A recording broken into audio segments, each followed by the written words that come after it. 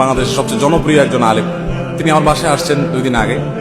তো আমার ছোট বাচ্চাটা 5-6 বছর বয়সী, ওর জিজ্ঞেস করতেছে আমাকে চিনো, এবং আমরাও বলতেছি চিনো কিনা।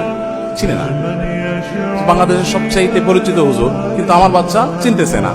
তো আসলে সবাই একটু আশ্চর্য। তাই বললাম আশ্চর্যের কারণ হলো ও মোবাইল বা কম্পিউটারে আসক্ত না। এখন আমাদের কাছে এটা কিন্তু অস্বাভাবিক হয়। আমাকেও যদি কোনো জায়গায় কোনো বাচ্চা বলে যে না হুজুর চিনি না, সেদিন যেন কোথায় গেলাম, ও আইএইসি চট্টগ্রাম আন্তর্জাতিক বিশ্ববিদ্যালয়। তো ওখানে বিশ্ববিদ্যালয়ের অধীনে একটা স্কুল আছে, স্কুলের প্রিন্সিপাল সাহেব আমাকে ক্লাসে নিয়ে যাচ্ছেন। এক বাচ্চা জিজ্ঞেস করছে চিনো হুজুরকে চিনো? বাচ্চা বলো না চিনি না। সাধারণত শুনলে তো মানুষ একটু অপমান হয়, এটা আমার চিনল না, কপাল পোড়া।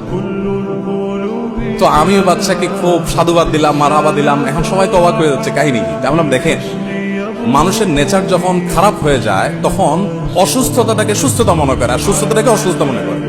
এই বাচ্চাটাই আপনার ক্লাসের মধ্যে স্বাভাবিক, ও আমাকে চিনে না, আর বাকিগুলো সব অস্বাভাবিক, এগুলো সব মোবাইলের এডিকশনে আছে, এগুলো সব মোবাইলের রোগী।